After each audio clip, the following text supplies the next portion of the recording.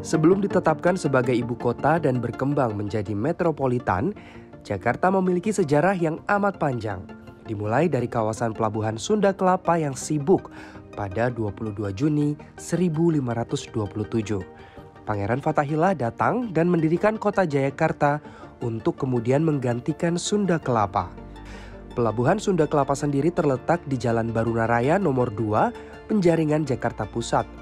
Pelabuhan Sunda Kelapa merupakan pelabuhan tertua yang ada di Indonesia dan merupakan cikal bakal terbentuknya kota Jakarta. Pelabuhan ini sempat berganti nama beberapa kali, pun berdasarkan SK Gubernur DKI Jakarta tanggal 6 Maret 1974, nama Sunda Kelapa ditetapkan sebagai nama resmi pelabuhan ini. Tidak jauh dari pelabuhan ini, berdiri sebuah kawasan bangunan bergaya kolonial yang masih tampak bersih terawat. Saya tertarik untuk menjelajahi dan mengulik sejarah di baliknya. Yuk ikuti saya terus, inilah Jejak Sejarah.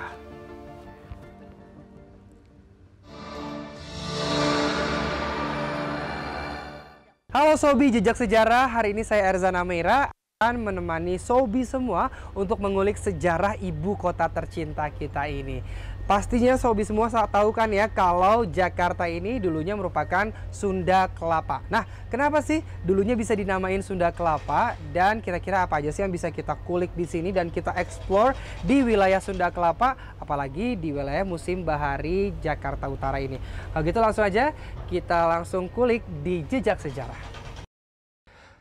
Hari ini saya mengunjungi Museum Bahari untuk mencari tahu lebih dalam lagi tentang sejarah kota Jakarta. Museum ini terletak di kawasan Kota Tua, Penjaringan, Jakarta Utara. Sebelum saya menggali lebih lanjut tentang sejarah kebaharian di Museum Bahari ini, saya mau tanya-tanya dulu ke Sobi yang ada di sini mengenai Sunda Kelapa dan Batavia masa VOC. Yuk! Kenalin, nama saya Arendra Saputra. Nggak tahu sih. Kalau saya tujuannya ke sini buat cari tahu apa itu Sunda Kelapa. Museum Bahari itu dulunya kayak gudang rempah gitu sih. Yang saya tahu sih di Menara Syah Bandar ini ada menara sinyal gitu. Museum Bahari yang memugar itu Gubernur Ali Sadikin. Nama saya Balkis Reza Alfarah. Ini disebut Sunda Kelapa karena dulunya sampai sekarang ada pelabuhan. Museum Bahari itu dulunya itu tempat gudang rempah-rempah yang digunakan untuk menyimpan rempah-rempah untuk diperdagangkan. Ada dua menaranya, yang satu menara sinyal, yang satu menara pemandang. Kalau itu saya kurang tahu, baru saya mau menjelajah ke situ. Nama saya Nelly, saya rombongan dari 1F Al-Madinah. Karena dulunya kawasan ini termasuk pelabuhan Sunda Kelapa. Museum Bahari ini adalah kawasan pelabuhan Sunda Kelapa. Ayo kita keliling museum. Nah, Sobi Jejak Sejarah, kalau tadi kita udah tanya-tanya nih sama Sobi yang ada di sini, ternyata masih banyak nih yang belum tahu sejarah seputar Museum Bahari dan juga kawasan Sunda Kelapa ini. Biar Sobi-Sobi sekalian juga nggak pada ketinggalan nih sama infonya, kalau gitu langsung aja kita explore Museum Bahari dan juga kawasan Sunda Kelapa ini ya. Kalau gitu langsung aja ikutin terus ya.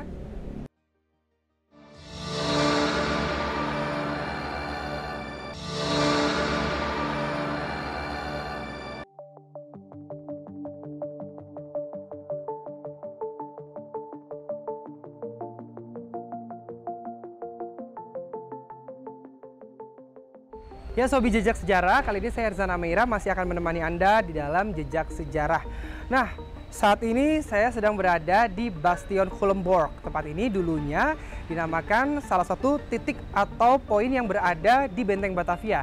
Kali ini saya juga akan mengajak Anda untuk mengeksplor gedung yang ada di sebelah sana dan juga gedung yang ada di sebelah sini. Yang di kanan sana adalah salah satu garis 0, yang kedua adalah menara pandang. Kalau gitu saya mau ngajak Anda untuk langsung explore yang pertama dulu ya. Ikutin terus ya kalau gitu. Pada awal abad ke-19, tembok kota dan benteng tidak lagi diperlukan dan sebagian besar telah dibongkar. Saat ini hanya Bastion Culemborg dan Zeeburg yang masih tersisa. Bastion Culemborg adalah salah satu dari serangkaian posisi benteng yang menonjol di sepanjang tembok kota Batavia. Bastion ini terletak di seberang bekas kastil Batavia, dibangun dari batu karang sekitar tahun 1635, bersama dengan Bastion Zeeburg 150 meter sebelah utara. Kedua bastion ini adalah satu-satunya bagian yang tersisa dari bekas tembok kota. Di antara Zeeburg dan Culemborg dibangun Westzeesche Pakhuizen atau gudang sisi barat, yang sekarang menjadi Museum Bahari. Nama Culemborg berasal dari tempat kelahiran Gubernur Jenderal Antonio van Diemen di Belanda pada saat itu, yaitu tahun 1593 hingga 1645. Pada masa kejayaan Pajajaran, di muara Sungai Ciliwung sudah ada kota pelabuhan yang disebut Sunda Kelapa. Pada tahun 1522, Fathaillah menaklukkan tempat itu dan menamainya Jayakarta. Sampai dengan penaklukannya oleh Belanda pada tahun 1619, sebuah rumah adat menyerupai benteng milik Pangeran Jayawikarta berdiri tepat di sebelah selatan. Di situs ini berdiri Monumen Pantura. Sebelum 1619, Inggris juga memiliki pabrik atau pos perdagangan di daerah ini. Bastion Culemborg kemudian digunakan sebagai tempat untuk memasang alat bantu navigasi. Menara pendek ini untuk menampilkan kronometer yang sangat akurat. Di bagian atap dipasang sinyal waktu yang bisa diamati dari kejauhan. Dari sinyal waktu hari ini, awak kapal mereka dengan waktu standar yang tepat diperlukan untuk menentukan posisi seseorang saat berada di laut. Belakangan ini, menara itu juga digunakan untuk kegiatan lain yang kemudian menjadi mengganggu kronometer yang sangat sensitif. Oleh karena itu, pada tahun 1850-an, menara kedua yang sedikit lebih tinggi dibangun. Menara Uitkijk atau lookout berfungsi untuk mengawasi kapal-kapal di depan pelabuhan dan untuk bertukar pesan dengan bendera atau sinyal lain yang dipasang di bagian atap. Prasasti Cina di lantai gedung menara ini menunjukkan bahwa meridian utama atau garis bujur utama melewati titik ini. Pada prasasti tersebut tertulis, kiri kantor survei, kanan asal garis bujur. Prasasti batu berwarna hitam ini berukuran 50 x 56 cm. Tidak diketahui siapa yang telah meletakkan batu tersebut dan kapan batu ini diletakkan. Demikian pula dengan penggunaan karakter Cina pada batu ini.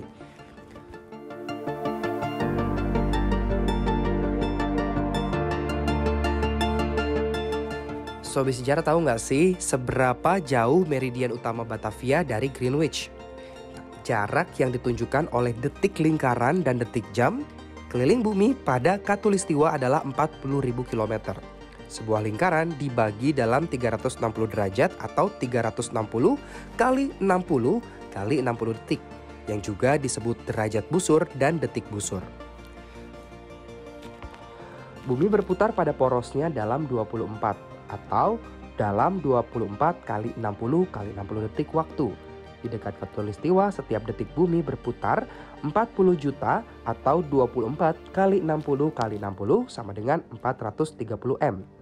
Semakin jauh dari Khatulistiwa, semakin mengecil jarak ini.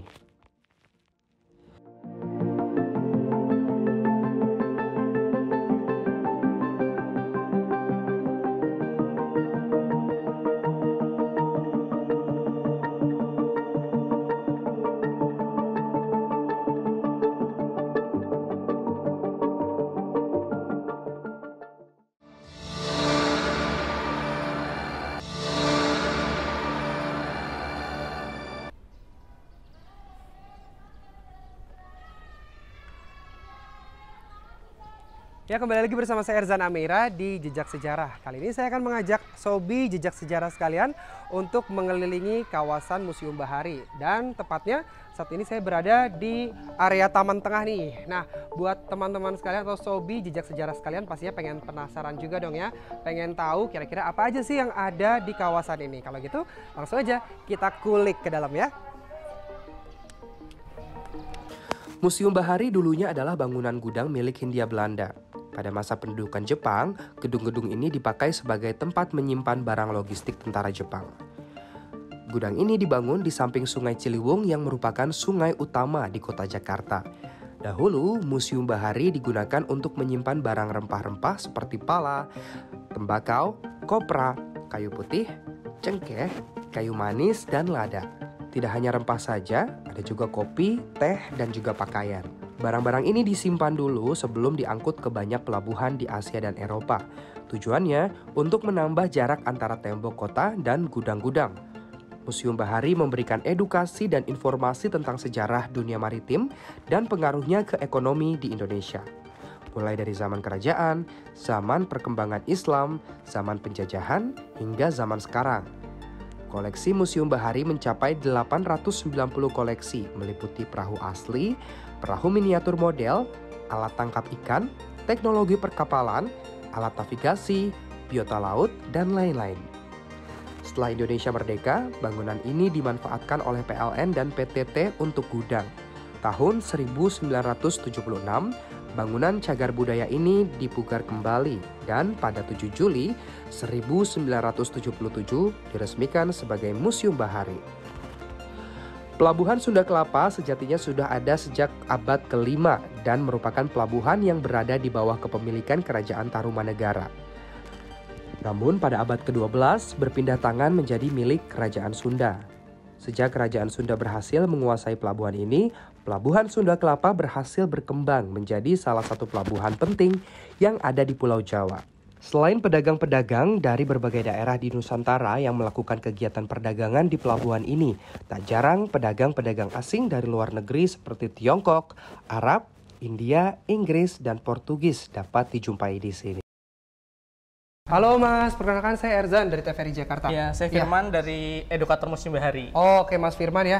Nah, Sobi Jejak Sejarah pas banget nih. Kebetulan saya ketemu sama edukatornya Museum Bahari. Kayaknya bakal kita kulik-kulik langsung aja ya, biar lebih seru nanti pembicaraannya. Kira-kira bisa langsung kita mulai Mas, ngobrol-ngobrol seputar Museum Baharinya? Boleh Mas Erzan, mungkin kita biar lebih asik di sana aja ya, di ruang temporer. Kita pindah ya, Iya, kita pindah betul. ruangan. Oke, Ruang kalau temporer. gitu Sobi sekalian kita pindah dulu ruangannya ya.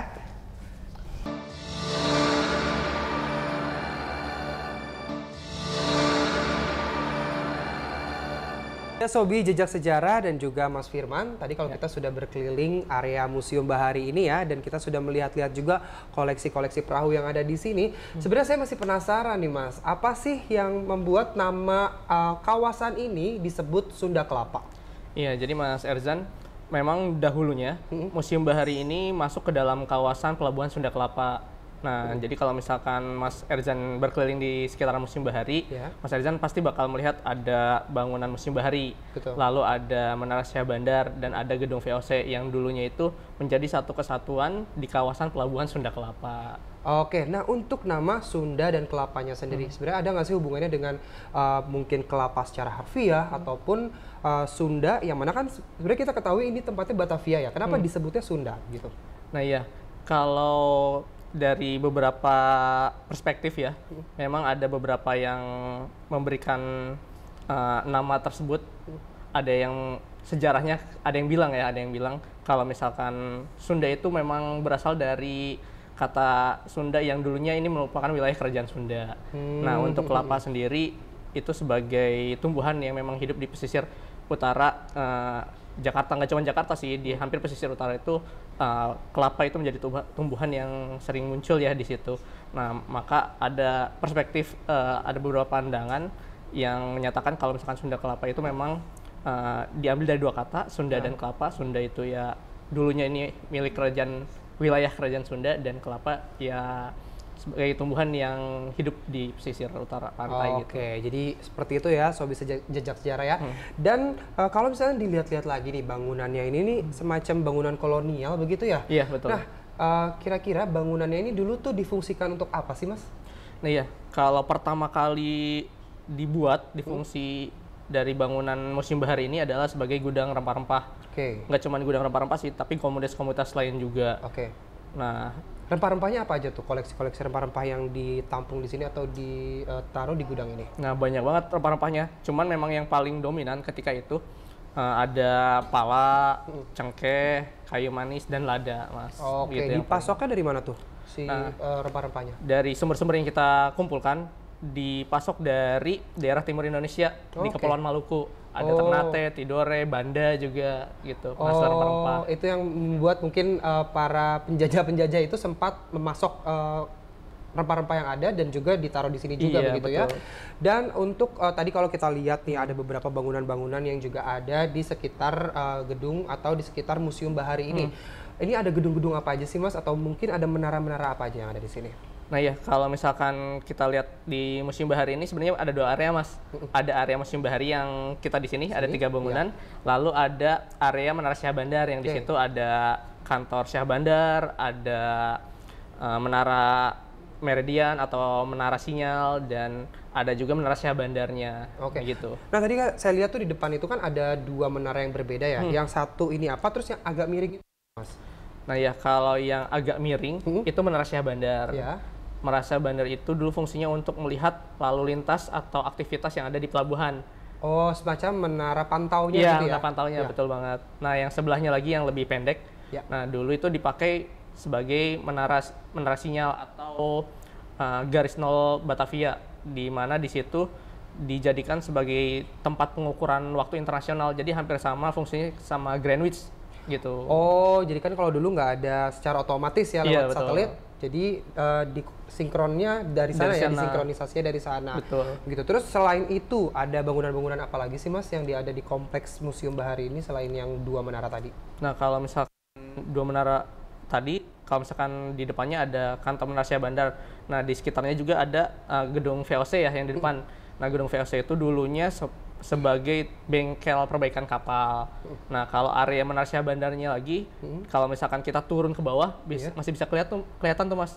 Dulunya itu adalah bastion. Bastion itu kalau di benteng paling pojok-pojok ujungnya.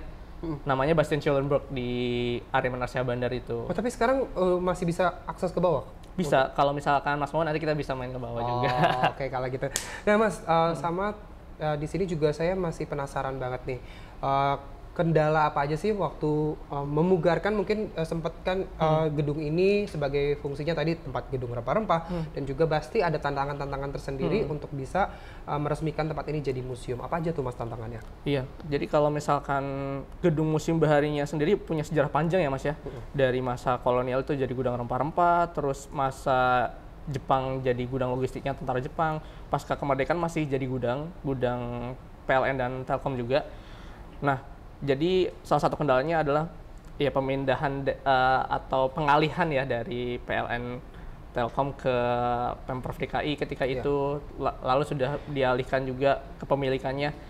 Pemugarannya itu sih yang paling menantang ya, karena kan memugar bangunan cagar budaya itu nggak kayak memugar atau membetulkan rumah biasa ya atau bangunan biasa. Ada kaidah-kaidah arkeologisnya, ada hal-hal yang perlu dipatuhi dan diteliti terlebih dahulu, jangan sampai kita malah merusak bangunannya seperti itu, Mas. Ya. Nah, terkait tadi bilang ada pemugaran dan lain sebagainya. Siapa sih pencetusnya dan siapa yang mengeksekusi atau eksekutor dari proses pemugaran ini?